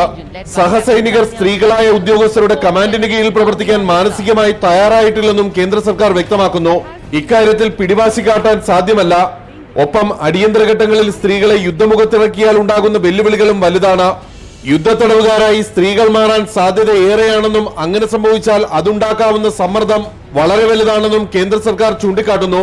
മാതാവെന്ന നിലയിലും ഗൃഹനാഥ എന്ന നിലയിലുമുള്ള സമ്മർദ്ദങ്ങൾ സ്ത്രീകളെ കമാൻഡർ തസ്തികയിൽ അസ്വസ്ഥരാക്കും. ഇതിന്റെ പ്രതിഫലനം അവർ നിയോഗിക്കപ്പെടുന്ന സംഘങ്ങളിലും ഒഴിവാക്കാനാകില്ലെന്നും കേന്ദ്ര സർക്കാർ സുപ്രീം കോടതിയിൽ വ്യക്തമാക്കി.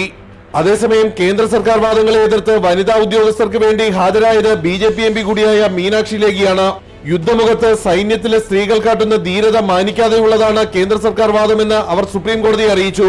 വിംഗ് കമാൻഡർ അഭിനന്ദൻ വർത്തമാൻ F-60 തകർത്ത് പാകിസ്ഥാൻ പിടിയിലായ ഘട്ടത്തിൽ ഗൈഡ് ചെയ്ത മിന്തി അഗർവാൾ എന്ന ഉദ്യോഗസ്ഥയുടെ സാഹസികതയടക്കം ഉദാഹരിച്ചായിരുന്നു മീനാക്ഷി ലേഖിയുടെ വാദം. R. രാധാകൃഷ്ണൻ, 24, ഡൽഹി. ഛത്തീസ്ഗഡിൽ ഡ്യൂട്ടിക്കിടെ സഹപ്രവർത്തകന്റെ വെടിയേറ്റ് ചികിത്സയിലുള്ള മലയാളി ജവാനോട് നീതി കാണിക്കാതെ മേലുദ്യോഗസ്ഥർ. ചികിത്സയ്ക്കായി കേരളത്തിലേക്ക് മാറ്റുമെന്ന ആദ്യം ഉറപ്പ് നൽകിയെങ്കിലും ഡൽഹിയിലേക്ക് മാറ്റാനാണ് ഇപ്പോൾ നീക്കം നടക്കുന്നത്. പരസഹായമില്ലാതെ അനങ്ങാൻ പോലും ആകാതെ അവസ്ഥയിൽ ITBP ക്യാമ്പിൽ കഴിച്ചുകൂടുകയാണ് ഉല്ലാസ്. സഹപ്രവർത്തകൻ നടത്തിയ വെടിവയ്പിൽ നട്ടെല്ലിന് ഗുരുതര പരിക്കേറ്റ റായ്പൂരിലെ ITBP ബറ്റാലിയൻ ക്യാമ്പിൽ കഴിയുന്ന തിരുവനന്തപുരം സ്വദേശി ഉല്ലാസിനെ കുറിച്ച് 24 നേരത്തെ വാർത്ത നൽകിയിരുന്നു. പിന്നാലെ ഇദ്ദേഹത്തെ കേരളത്തിലേക്ക് മാറ്റാൻ ITBP ഉന്നത ഉദ്യോഗസ്ഥർ തീരുമാനിക്കുകയും ചെയ്തു. എന്നാൽ 2 ദിവസം മുമ്പ് ഉല്ലാസിന്റെ ബറ്റാലിയൻ കമാൻഡന്റ് ഇദ്ദേഹത്തെ ഡൽഹിയിലേക്ക് മാറ്റുകയാണെന്നറിയിച്ചു. പരസഹായമില്ലാതെ അനങ്ങാൻ പോലുമാകാത്ത അവസ്ഥയിൽ കുടുംബത്തിന്റെ സഹായം കിട്ടാൻ കേരളത്തിലേക്ക് മാറ്റണമെന്നപേക്ഷിച്ചിട്ടും മേലുദ്യോഗസ്ഥൻ ചെവിക്കൊണ്ടില്ല. കൂടുതൽ കളിച്ചാൽ യൂണിഫോം ഊരി വയ്പ്പിക്കുമെന്നായിരുന്നു ഭീഷണി. ഇപ്പോൾ പറയുന്ന 45 ബറ്റാലിയൻ സ്വീകരണത്തോട് പറയുന്നത് നിനക്ക് ഇതേ കണക്ക് നാളെ വൈകിട്ടല്ലെങ്കിൽ മറ്റന്നാൾ രാവിലെ ഡൽഹിയിൽ പോയി ട്രീറ്റ്മെൻറ്റ് ചെയ്യും. അതിനുവേണ്ടി എയർ ടിക്കറ്റ് എടുക്കുന്നുണ്ടായിരുന്നു. ഛത്തീസ്ഗഡിലെ ഖറോറ ITBP 38ാം ബറ്റാലിയൻ ആശുപത്രിയിലാണ് ഉല്ലാസിനെ നിലവിൽ അഡ്മിറ്റ് ചെയ്തിട്ടുള്ളത്. അരയ്ക്കു താഴെ ശരീരം മരവിച്ച അവസ്ഥയിൽ മലമൂത്ര വിസർജനം നടക്കുന്നത് ഉല്ലാസിന് അറിയാൻ സാധിക്കുന്നില്ല. നട്ടെല്ല് ഓപ്പറേഷൻ ചെയ്തതിനാൽ 1.5 വർഷത്തെ ചികിത്സയിലൂടെ മാത്രമേ തിരിച്ചുവരവ് സാധ്യമാകൂ. 6 മാസം മുൻപാണ് ഉല്ലാസിന്റെ വിവാഹം കഴിഞ്ഞത്. ഗർഭിണിയായ ഭാര്യയും അസുഖബാധിതരായ മാതാപിതാക്കളും മാത്രമാണ് ഉല്ലാസിനുള്ളത്. ഇക്കഴിഞ്ഞ ഡിസംബർ 4-നാണ് ഉല്ലാസിനെ സഹപ്രവർത്തകൻ വെടിവെച്ചത്. എസ് ശ്രീകാന്ത്, 24, കൊച്ചി.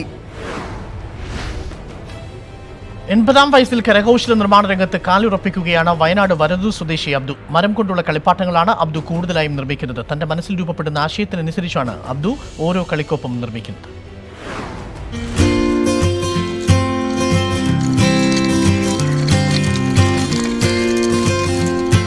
ആദ്യം ഞാൻ ഇവിടെ കൂലിപ്പണിയായിരുന്നു. കുറേ കാലം കൂലിപ്പണി ചെയ്ത് കഴിഞ്ഞപ്പോൾ പിന്നെ പണിയെടുക്കാൻ പറ്റാത്തൊരു സ്ഥിതിയായി.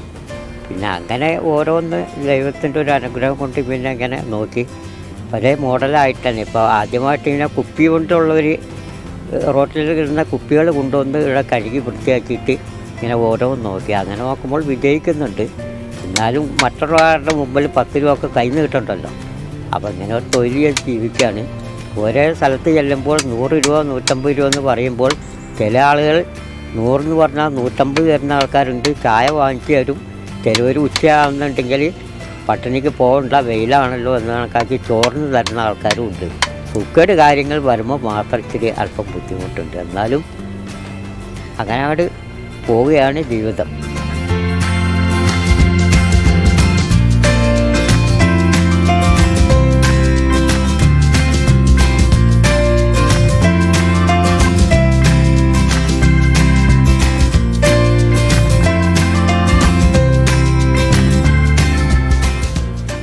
അത് ഓരോരുത്തർക്കും ഓരോ വാസനയുണ്ട്. ഇന്ന പണി പഠിക്കണം എന്നുള്ള ഒരു വാസനയുണ്ട്. അങ്ങനെ ഓരോന്നോരോന്ന് ചെയ്തു വരികയാണ്.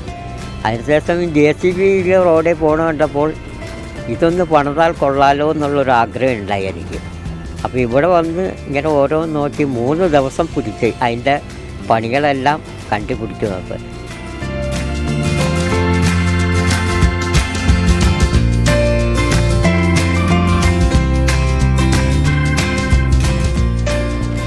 കുട്ടിക്കാല ഓർമ്മ വരുമെന്ന് പറഞ്ഞാൽ അന്ന് ഈ ടിന്നിൻ്റെ മൂടി ഉണ്ടാവും റൗണ്ടായിട്ടുള്ള. അതുമ്പോൾ ഒരു കോലക വെച്ചിട്ട് ഒരു ആനി അടിച്ചിട്ട് ഇങ്ങനെ തള്ളി അങ്ങനെ കളിച്ചിട്ടുണ്ട്. അങ്ങനെ ഒരു ഓർമ്മ എനിക്ക് ഉണ്ടായിട്ടുണ്ട്. ആ ഒരു ഓർമ്മ വെച്ചിട്ട് ഞാൻ അങ്ങനെ പണിതത് ഞാൻ.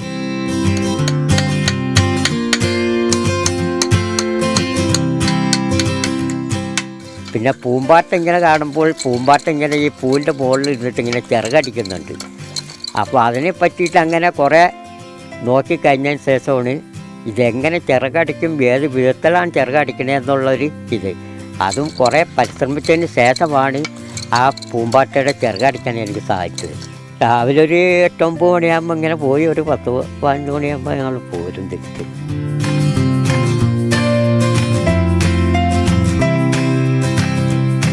എൺപതുകളുടെ തുടക്കത്തിലും ഈ കളിപ്പാട്ട നിർമ്മാണം തൻ്റെ ചെറുപ്രായത്തിലേക്ക് കൊണ്ടുപോവുകയാണ് അബ്ദുക്കയെ. ഈ കളിപ്പാട്ടങ്ങൾ പോലെ തന്നെ താളം തെറ്റാതെയുള്ള യാത്രയ്ക്ക് വേണ്ടിയാണ് ഈ കഠിനാധ്വാനം. ക്യാമറാമാൻ അരുൺ പുതുപ്പാടിക്കൊപ്പം വയനാട്ടിൽ നിന്ന് നിഖിൽ പ്രമേഷ്, 24. 8 പതിറ്റാണ്ട് പഴക്കമുള്ള ശരീരവും അല്ലേ? 80-ാം വയസ്സിലും ജോലി ചെയ്ത് ജീവിക്കാനുള്ള മനസ്സും ശരീരവും ആശയവും സ്വപ്നവും അല്ലേ, ഭാവനാശേഷിയും ഒക്കെയാണ്, കരകൗശല വിദ്യയും. എന്തായാലും അബ്ദുവിൻ്റെ ഈ സന്തോഷകരമായ വാർത്തയോടു കൂടിയാണ് നമ്മൾ ഈ ന്യൂസ് ടാക്ക് 1/7 ഇവിടെ അവസാനിപ്പിക്കുന്നത്. ഒരു ചെറിയ ഇടവേളയ്ക്ക് ശേഷം ഗൂഗിളെത്തും പ്രാദേശിക വാർത്തകളുമായി.